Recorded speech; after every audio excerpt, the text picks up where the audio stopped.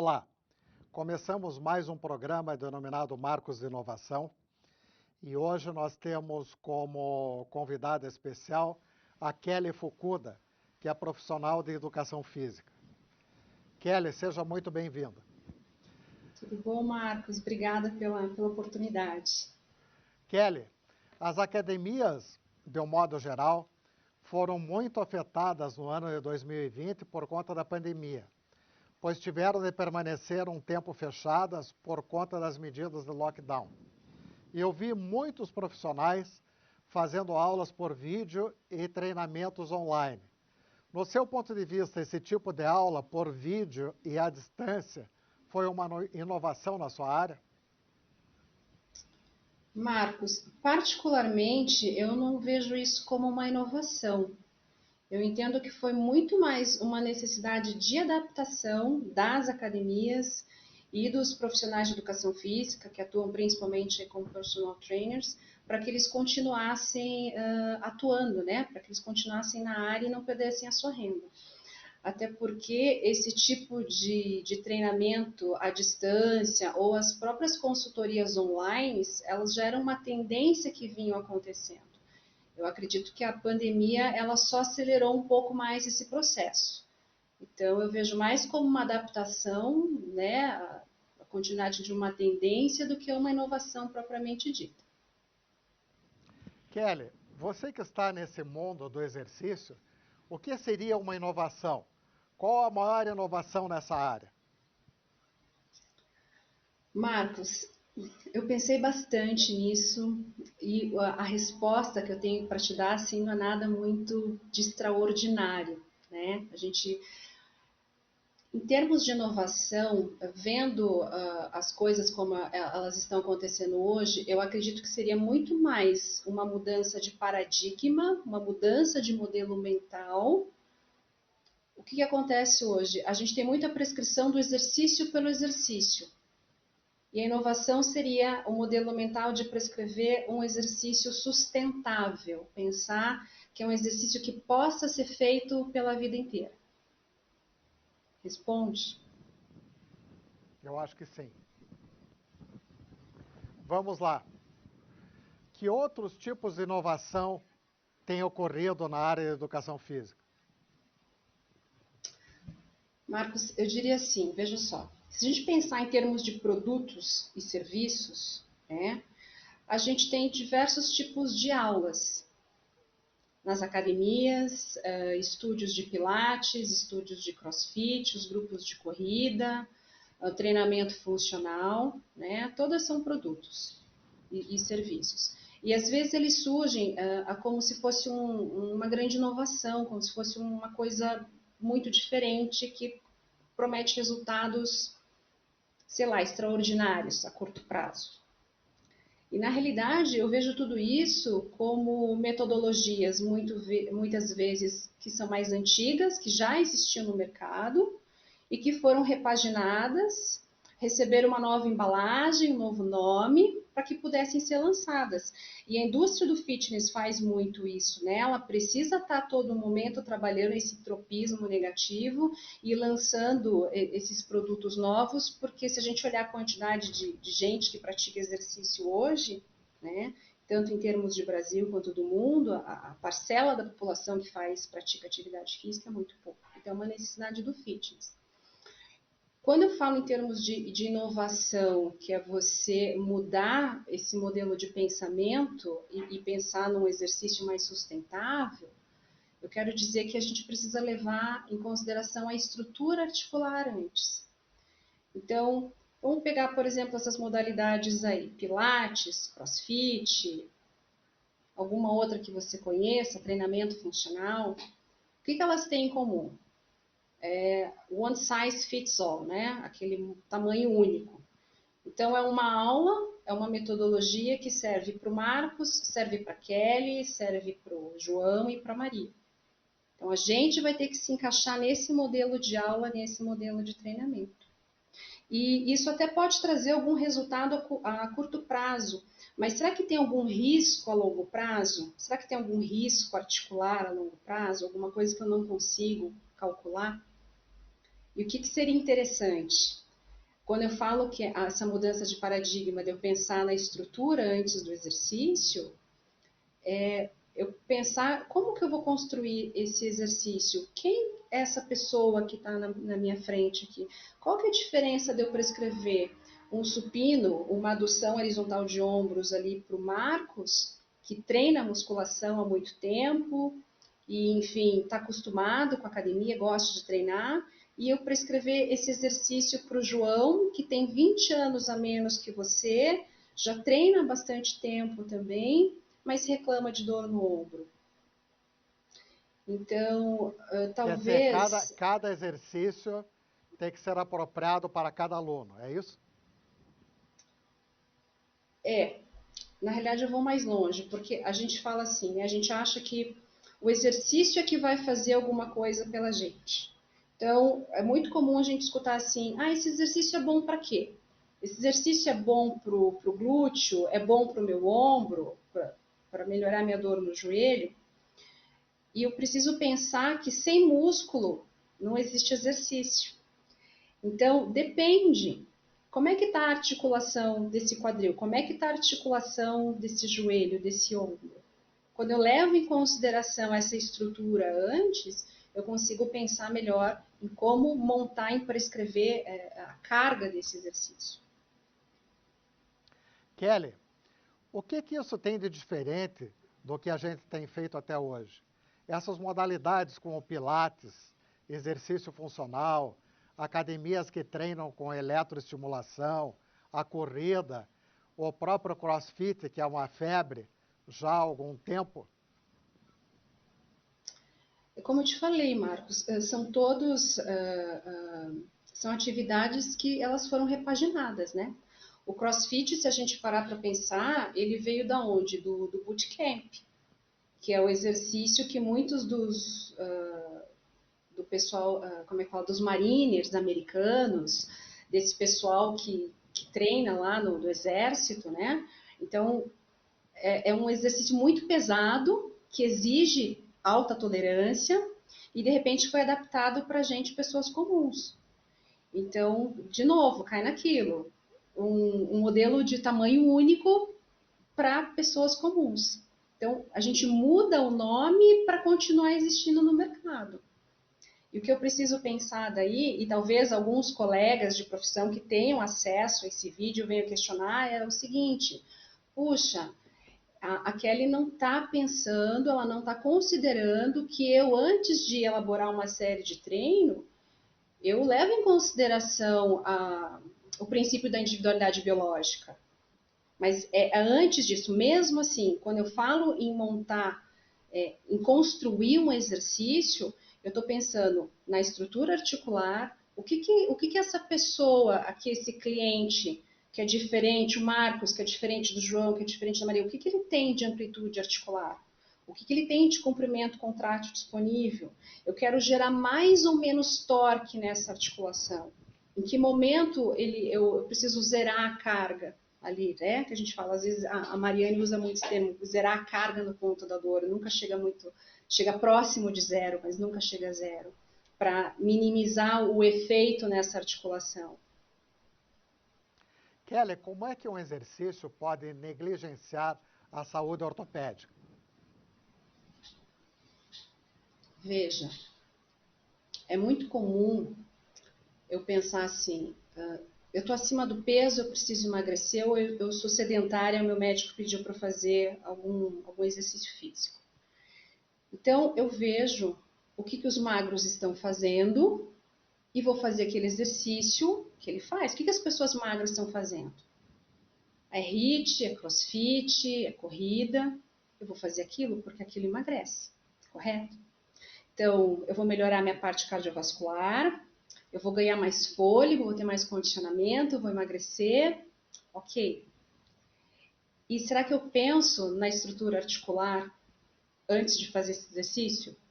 Eu fui no médico, matriculei na academia, precisei de um atestado médico, fui no cardiologista, ele me deu um atestado dizendo que eu estou apta a fazer exercício físico. Show de bola. Mas será que essa articulação da pessoa sobrepeso ou de uma pessoa que está muito tempo sedentária, sem se mover, Enfim, será que ela aguenta essa carga desse tipo de atividade mais pesada? Será que ela aguenta o número de repetições, o número de séries? É adequado isso para a realidade dela?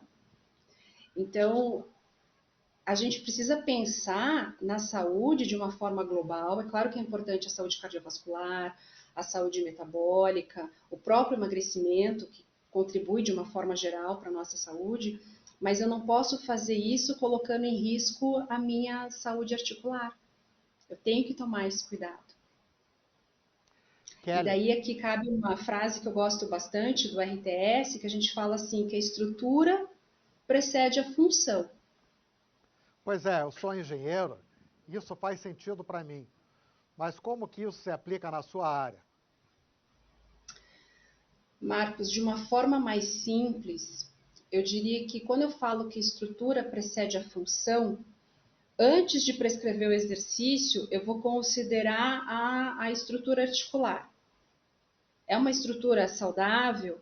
O que, que ela aguenta de carga? O que eu preciso levar em consideração antes de prescrever o exercício para essa pessoa? Qual que é o histórico dela de atividade? O que, que ela fez antes? E daí cai de novo naquele exemplo que eu te falei. As pessoas têm muito o hábito de perguntar: esse exercício é bom para quê? É, Como se o exato. exercício fosse fazer algum milagre pela pessoa. E daí, quando ela pensa no exercício e esquece da estrutura, ela pode comprometer ela pode comprometer uma articulação, enfim. Vamos fazer uma analogia com o carro, tá? Imagina que você tem um carro lá, que você usa muito esse carro para viajar a trabalho, e esses pneus desse teu carro aí, eles vão rodar com certeza 30 mil quilômetros. Daí você fez uma última revisão há 7 meses atrás. As pessoas levou lá na oficina, na concessionária, viram o motor, fizeram a troca do óleo, do filtro, enfim. E por algum motivo naquele dia você não conseguiu que checassem os pneus, a pastilha de freio, e você continuou rodando. E daqui a 2 dias você tem uma viagem para fazer. Teu carro está com 28 mil quilômetros, o pneu aguenta 30. Você precisa sair daqui até Brasília. Você arrisca fazer essa viagem sabendo que você vai de carro e você vai ter que voltar? Pois é. Não. Você arrisca fazer essa viagem sem antes voltar com o teu carro na concessionária para Não, fazer acho esses que não. ajustes? Então, é a analogia que eu faço para a nossa articulação. Então, eu vou para a academia, eu preciso daquele atestado médico, eu procuro um cardiologista, ele fala que eu estou apto para treinar, e daí no primeiro sinal que eu tenho, às vezes, um leve desconforto no ombro, uma dorzinha no joelho, um desconforto na lombar, eu acho que não é nada que vai passar, e eu não procuro especialista dessa área. Então, assim como você tem um carro que você tem o objetivo de chegar num lugar, eu estou praticando exercício, eu também tenho um objetivo com aquilo. Pode ser saúde, pode ser emagrecimento, estética, condicionamento físico. Então, eu tenho todas as condições para não parar no meio do caminho. Eu estou deixando de, como é que eu falo? Eu estou deixando de atender, em detrimento de um exercício ou de um objetivo ou de uma moda, eu estou negligenciando alguma coisa que eu devia prestar mais atenção. É verdade. Kelly, é preciso sentir dor para o exercício ter efeito? Então, eu queria perguntar isso para você. Você pratica exercício da tua experiência. Eu queria pedir para você dividir tua experiência. Você sente atualmente, já sentiu dor por praticar exercício? Não no mesmo dia, mas um Não no dia mesmo depois dia, ou 2 dias depois. tá? E como é que é para você sentir dor? Você chegou a perceber em algum momento, talvez, que você atingiu um resultado mais rápido porque você sentiu dor? Ou que o Não, teu eu acho que músculo não. cresceu? Então, na realidade, é muito legal essa tua pergunta, porque essa questão de você sentir dor com exercício é uma crença popular, né? E é um mito. Então, quem que está acostumado a sentir dor? E da onde que vem isso? do treinamento desportivo. Muito do que a gente usa hoje na prescrição de exercício nas academias tem base, tem origem no treinamento desportivo, treinamento de alto rendimento, de alto nível, que é para preparação de atletas profissionais. Então, até você escuta o atleta reclamar de dor ou mencionar que sentiu dor numa determinada temporada. Só que ele tem toda uma preparação para isso. E uma temporada, um campeonato que ele ganhe, de repente, aí são profissionais de alta performance, são 10 milhões de dólares na conta, num segundo momento, um segundo torneio, 30, 50 milhões, fora o que eles ganham de patrocínio esportivo. Então, tem um custo, mas, de repente, tem um benefício. E será que para nós, pessoas normais, né, para os mortais, para a grande maioria, vale a pena esse custo? Se de repente eu sair daqui hoje, eu me inscrever lá na corrida da prefeitura e ganhar o primeiro lugar da minha categoria, lá, sei lá, 39, 44 anos, o que eu vou ganhar com isso? Me esforcei o máximo para treinar, da minha categoria, o que eu vou ganhar com isso? Será que realmente vale a pena? Então, essa questão, quando a gente fala que é uma mudança de paradigma, uma mudança de modelo mental, parece algo simples, mas o que vem acontecendo já há muito tempo é propagado por conta dessas crenças, desses mitos. Tem que sentir dor, precisa suar para ter efeito, como é que é no pain, no gain, né? Então, esses mundos às vezes se confundem um pouco. E o que eu quero para mim? Eu quero praticar um exercício que isso realmente me traga saúde e qualidade de vida por muito tempo, ou em algum momento eu vou parar no meio do caminho? Quer ver? Eu estava Kelly, fazendo aqui, posso trazer isso de uma outra forma? Posso colocar essa situação para claro. você de uma outra forma? Estava conversando com a Mari Malucelli, com a minha professora do RTS, e ela tem um exemplo muito legal, eu até coloquei aqui em números. Então imagina, Marcos, que você faz lá supino, você sempre treinou, que é aquela adução horizontal aqui do braço, e você treina supino 2 vezes por semana. Tá? Você é uma pessoa que leva seu treino a sério, um ano tem o quê? 52, 53 semanas, vamos arredondar para 50 semanas que você tira férias. Eu coloquei aqui, são 100 dias. Se cada dia que você treinar supino, você fizer 3 séries com 15 repetições, ao final de 100 dias, você vai ter feito 4.500 repetições ao ano, ok? Você que é engenheiro, fecha a conta? Fecha a conta. Vamos supor que você vai treinar isso 70 anos da tua vida. Ao final de 70 anos, você fez 315 mil repetições. Será que é necessário realmente tudo isso? Será que existe uma forma de eu treinar e fazer mais? Não é fazer mais, é fazer melhor com menos? Com Porque menos veja peso? bem, com menos. Veja bem, você colocou uma coisa bem interessante. Quando a gente fala em peso, muitas vezes as pessoas remetem àquela anilha, né? A carga, a massa, ou o número de placas que você coloca num aparelho, num cabo para fazer. E aqui vale fazer uma ressalva bem interessante, mais técnica, porque quando você pega um peso na mão, aquela massa do peso lá do halter de 5 quilos é 5 quilos, independente. Quando você vai fazer o exercício, você vai fazer uma flexão de cotovelo, né? Tá fazendo uma rosca. E esse peso, ele percorre um arco, um caminho, ele é 5 quilos na sua mão. Só que o que vale realmente de resistência para a gente é o torque. E o torque é esse peso que está segurando na sua mão, essa massa, vezes o comprimento do braço do momento. E o comprimento do braço do momento, ele muda. Do começo que você começou lá, teu braço estava lá embaixo e você fez a flexão. Então, essa é a verdadeira carga do exercício. Lembra que eu falei para você lá do supino, se existe diferença de fazer, do Marcos fazer um supino e o João fazer um supino?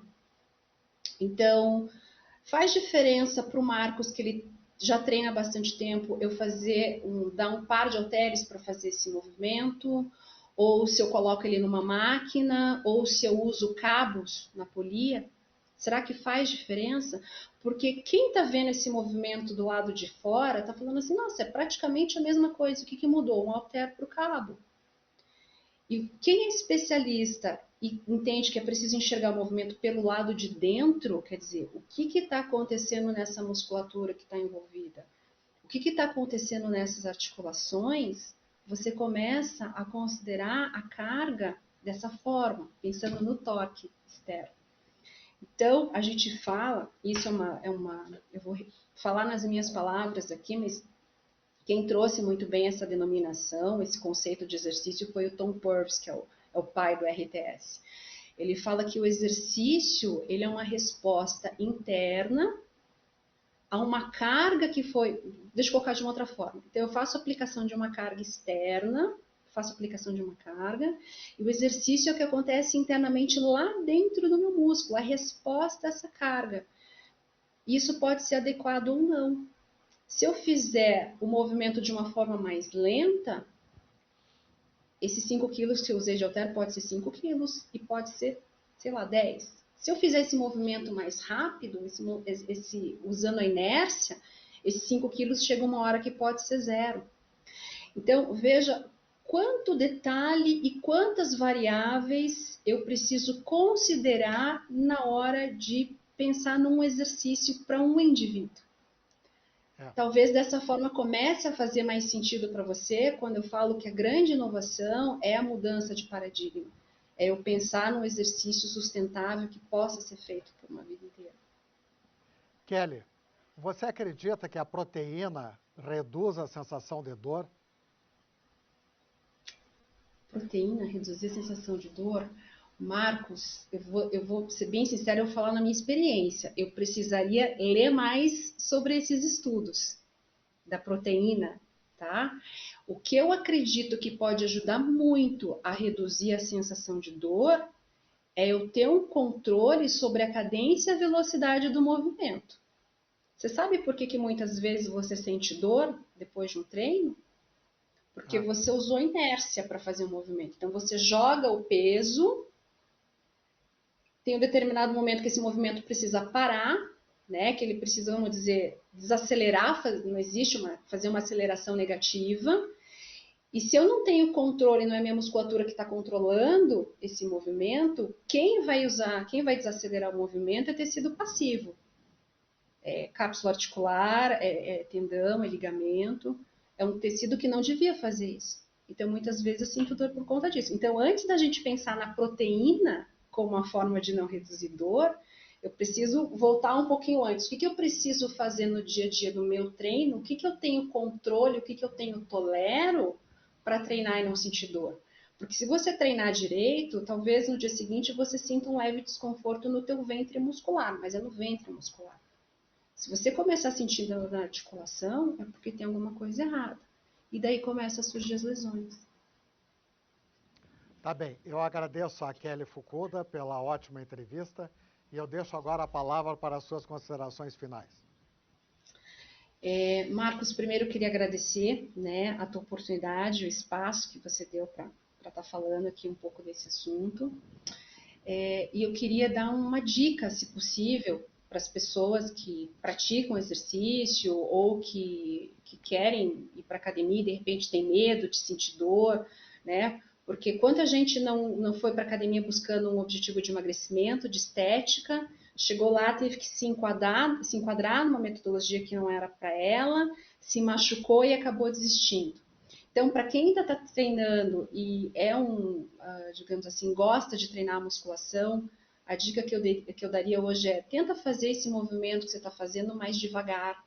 Experimenta fazer esse movimento mais devagar. Se você não tem um personal, um professor te acompanhando o tempo todo, reduza um pouco a carga e tenta fazer menos, jogando menos esse peso, usando menos a inércia. Talvez você faça menos repetições, talvez você faça menos séries, com menos peso de massa, mas você pode ter um benefício melhor, porque você está ficando mais tempo sob tensão e está controlando melhor esse movimento. E se você treina com personal, eu queria dar uma dica aqui, uma sugestão, de repente. Você pode indicar para ele os vídeos do RTS, o próprio curso do RTS, tem vídeos no YouTube, tem o canal do YouTube, tem o canal no Instagram que você pode acompanhar. E esse curso é muito legal porque, além de ajudar o profissional a entender um pouco melhor sobre essa questão da carga, de como construir um exercício, dele ter essa noção que ele é um mestre de manipular a resistência, porque, na realidade, a única coisa que a gente tem controle realmente, o profissional, é a resistência que a gente está aplicando aqui. O que vai acontecer depois, que é a adaptação, a gente precisa esperar e acompanhar. Então, dê essa dica para que ele busque essa formação ou para que ele busque se inteirar um pouco mais disso, porque você, que é aluno dele, é que vai receber esse grande benefício e que vai poder continuar treinando de uma forma sustentável e saudável por mais tempo. Então, essa é a dica que eu gostaria de dar. Tá bom. O meu personal é o Patrick Jacob, que é um excelente profissional. Muito obrigado pela entrevista, Kelly. Obrigada a você, Marcos. Até mais.